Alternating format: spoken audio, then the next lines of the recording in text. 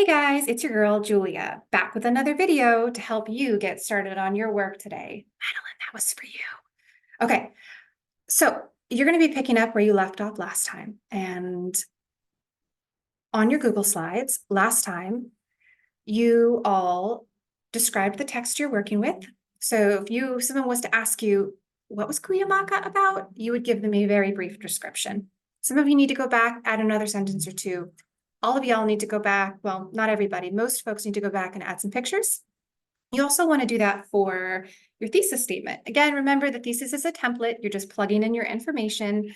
Don't forget to add a title to all your slides, and you can copy and paste that from your description slide. Add some pictures. It's always nice to look at something in a presentation that isn't just text on the screen. Okay, today you're moving into your analysis. So in the one column, you'll be pulling concepts and ideas from the theoretical text you've chosen. You can find those on pages 9 and 10 of your unit guide. However, you will need to go back to the original text to pull out some direct quotes.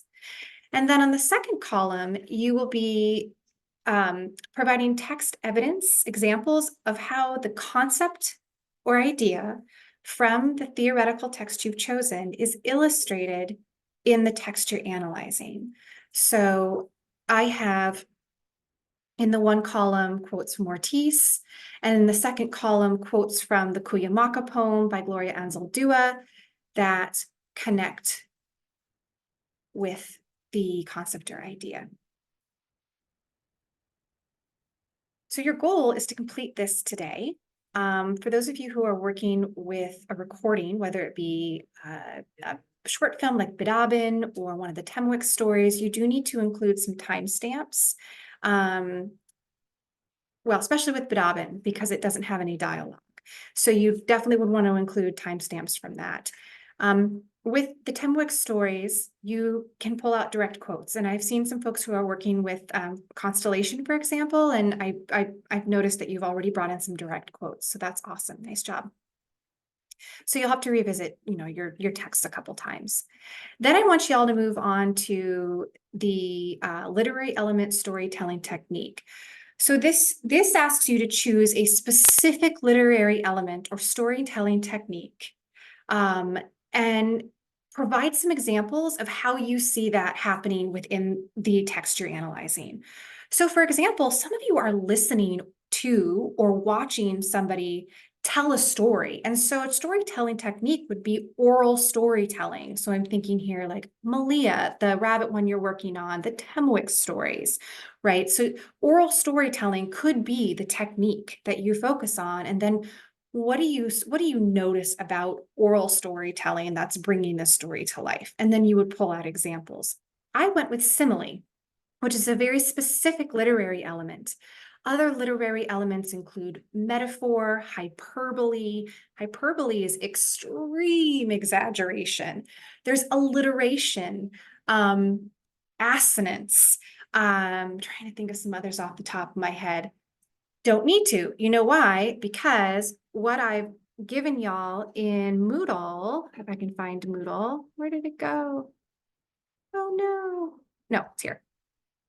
So what I've given you all in Moodle are links, 2 links. You'll see them at the bottom of traditional knowledge, our section. There's links to lists of literary devices. This is a lot. There's a lot. I haven't even heard of a number of the literary devices that are on these lists because they're very obscure. But you can glance through them and you will choose a specific literary device that you see or storytelling technique that you are seeing, hearing in the text you're analyzing. Let's go back to our slides. And that should be what you would be discussing here. I've noticed some folks have tried to start this slide already, and you're missing this part, which is really naming that technique or that element, and then sharing examples. So for example, similes, comparison using like or as, and then I provide 2 quotes from the poem that make that comparison using like or as. So I really want you all today, Wednesday, to make your way through the analysis slide and at the very least, have chosen your literary element or storytelling technique and begun to look through examples and begun this slide. Friday, I really want you to devote Friday to doing your grounding activity. And I'm going to take a look at slides either Wednesday night or Thursday, record another video. I can give you some feedback on your slides, especially if you're feeling really stuck on the literary element. You can leave me a note on your slides and I'll see it. But again, I really want you to be able to devote most of Friday's class to the grounding activity. We won't be continuing with this activity on Monday because we're welcoming Noe Alvarez into our classroom, who is the author of the book we're going to start reading. So the due date for these is at the end of class on Friday, and I know you all can do it. So minimize those distractions and ground yourself in this activity. And yes, of course, put your phones away. All right, I'm going to stop sharing. If you have any questions, text, email, leave notes on the slides, and I'll see them later. And thank you so much, Mina, for subbing. And I will look forward to seeing y'all's slides and your work. Okay, have fun.